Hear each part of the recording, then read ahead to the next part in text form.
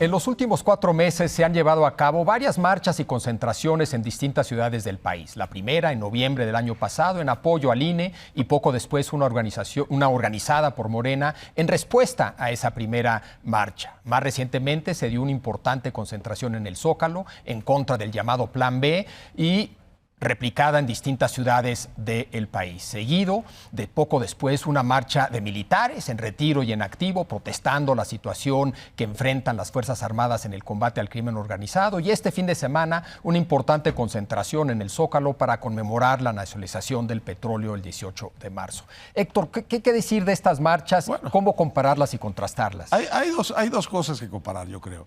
Uno, digamos, la naturaleza misma de la marcha y su tamaño. Me parece que la naturaleza de la marcha, digamos, de la sociedad civil es mucho más genuinamente democrática y, desde luego, fue mucho mayor y no fue solo en la Ciudad de México. De manera que como manifestaciones, las de la sociedad civil fueron mucho mejores, porque además fueron espontáneas, no traían atrás ninguna coerción, son la demostración de que ahí hay una parte de la sociedad realmente esperando que se organice la oposición y que le diga por dónde caminar.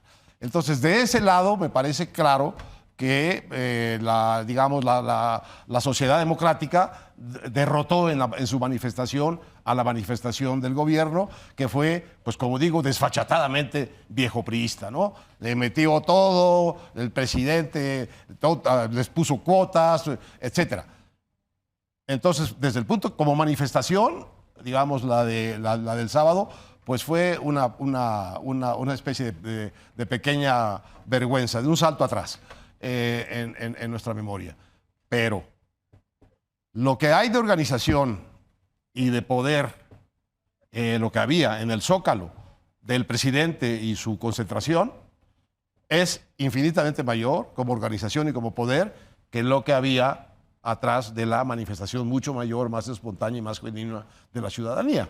Entonces, lo que está faltando aquí para que se emparejen un poco los cartones es que le aparezca una organización y una cierta red de administración del poder de movilización, del poder de organización a la sociedad civil para poder enfrentarse al poder ostensible y desfachatado del gobierno en su manera de atraer a sus simpatizantes reales, porque hay que reconocer las cosas bien, entenderlas bien, simpatizantes reales y clientelas de viejo estilo. Las dos cosas. Bueno, esa manifestación del gobierno, esa concentración, tenía mucho poder y la otra, la manifestación de la ciudadanía, tenía mucha democracia adentro. Yo creo que ese es el contraste. Sería el contraste. Jorge, ¿cómo hablarías de todas estas concentraciones y marchas?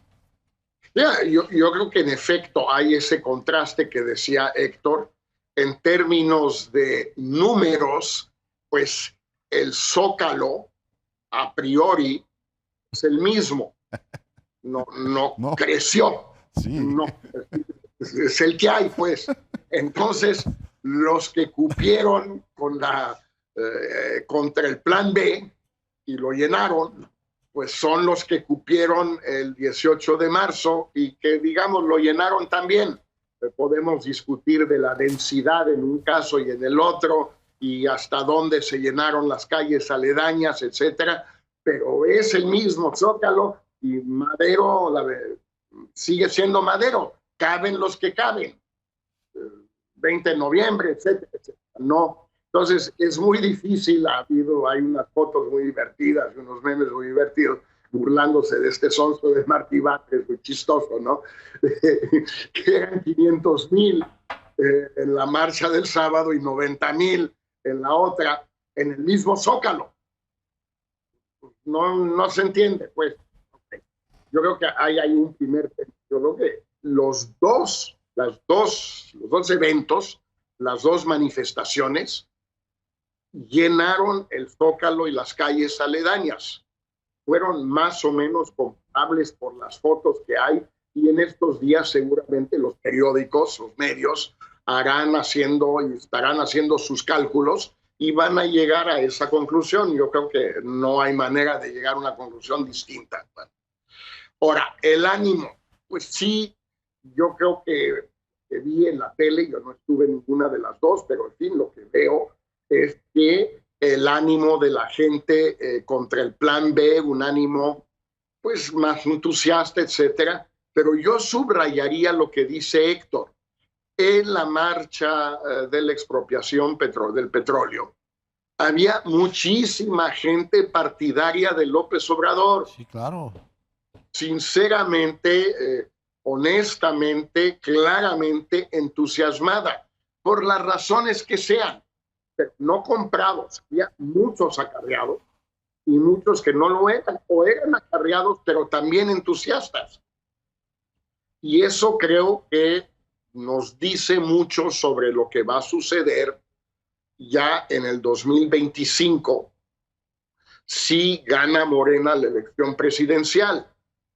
Ese poder de convocatoria, no todo el Zócalo, pero los que llegaron por puro entusiasmo, y van a seguir. Son de él. Son suyos. La gane o la pierda, ¿no? Claro. La gane o la pierda. Si la pierde, ni se diga. Pero si la gana, también son suyos.